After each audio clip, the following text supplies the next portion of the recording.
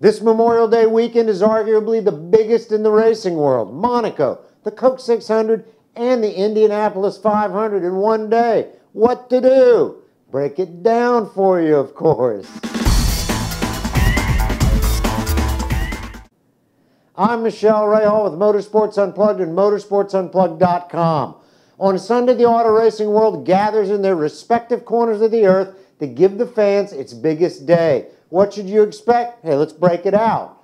First to fire off the engines this weekend is going to be the Formula One race at Monaco. This is a notoriously difficult and narrow track, and a lot of people feel like the modern Formula One car is just too fast for the track. But don't expect their crown jewel to go anywhere. F1 is not going to cancel that race ever.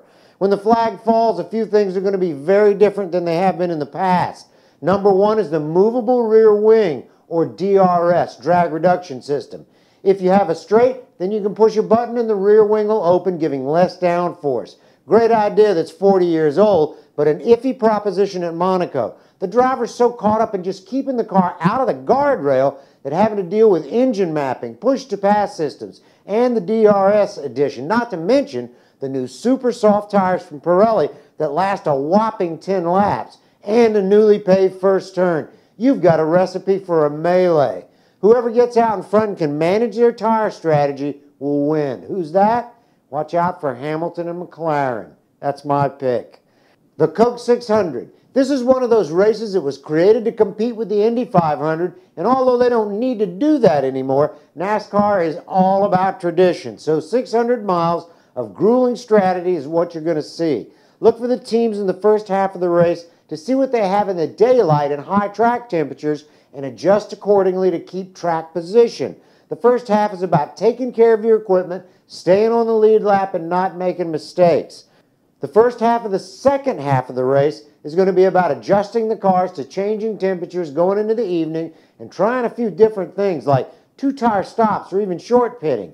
As long as they can stay on that lead lap, they shouldn't suffer from the experiment. Remember, what this part of the race is, it's the setup for the final leg of the race. In this part of the race, look for the drivers and teams to keep pushing for track position and keeping their pit stops consistent. They're going to need it after this amount of time. The top teams will have figured out what they need in adjustments to get to the end. What's unknown is just how much fuel strategy is going to play. It won't be the first 600 that was won on a big roll of the dice. Who's strong? Carl Edwards and the Roush team have risen back to the top, and Edwards sees the championship in his sights. He's got the momentum, and he's my pick.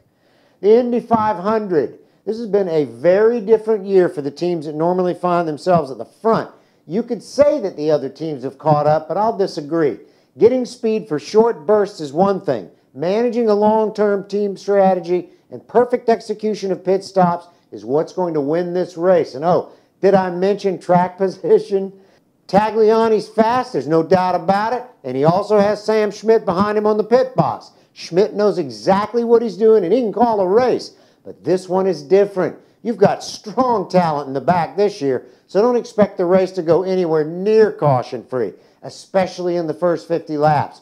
Castroneves, Kanaan, Patrick, and Tracy are going to go balls out in the first stint to get near the front. They have to. It's better to be close to the front and try and grab track position than at the back waiting on a caution that throws you out of sequence. Look for the team that can stay as close to their strategy and execute perfect stops to be at the front when crunch time comes. Well, that tells me that Ganassi and Penske have an advantage. My pick, Scott Dixon.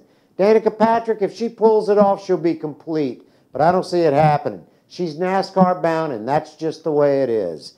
That's it for a glimpse of what I think you should expect. Check back on Monday to see if I was right or I was wrong.